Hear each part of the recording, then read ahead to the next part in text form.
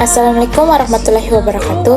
Perkenalkan, nama saya Tiara Kusuma Purnamasari, Stambu 083 2020 dari kelas C3 Ekonomi Kelembagaan, Program Studi Agribisnis, Fakultas Pertanian, Universitas Muslim Indonesia.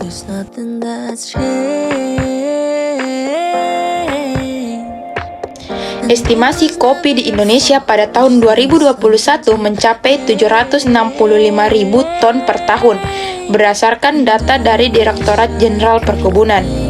Kemudian, nilai ekspor kopi Indonesia ke banyak negara juga sangat tinggi.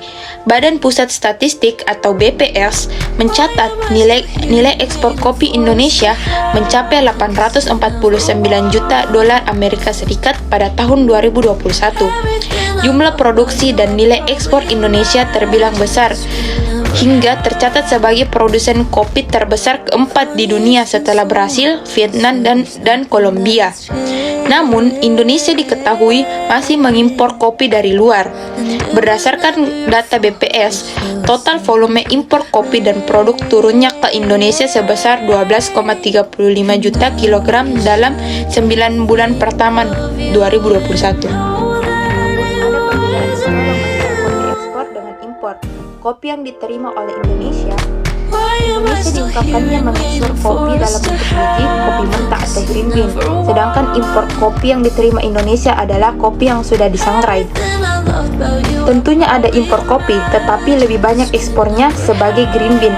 Kalau buat brand tertentu, mereka membeli green bean dari Indonesia karena kualitasnya yang luar biasa. Kopi Sumatera termasuk salah satu kopi terbaik di dunia.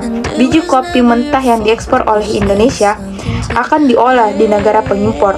Olahan ini yang diimpor ke Indonesia, Amerika Serikat sebagai salah satu pengekspor kopi Indonesia terbesar, umumnya akan mencampur biji kopi Nusantara dengan biji kopi dari negara lain.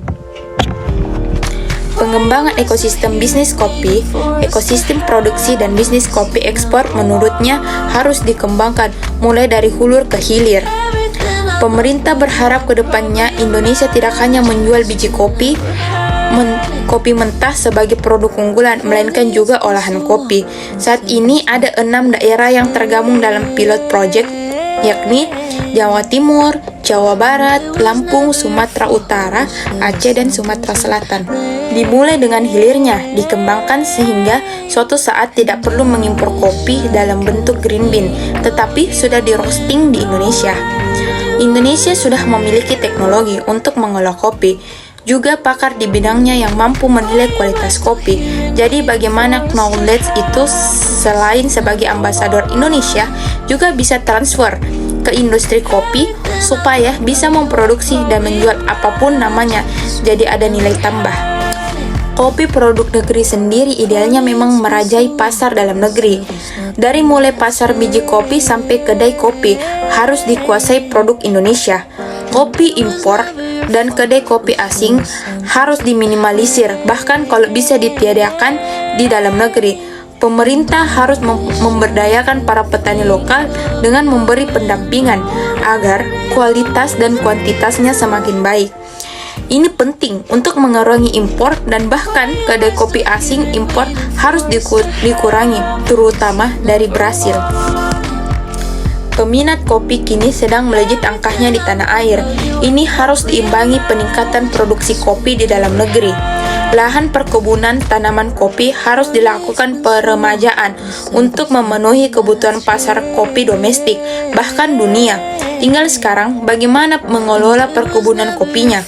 Kopi asli Indonesia sangat dikenal dunia, dan kapal api telah mengambil sebagian pasar ekspor kopi Nusantara itu.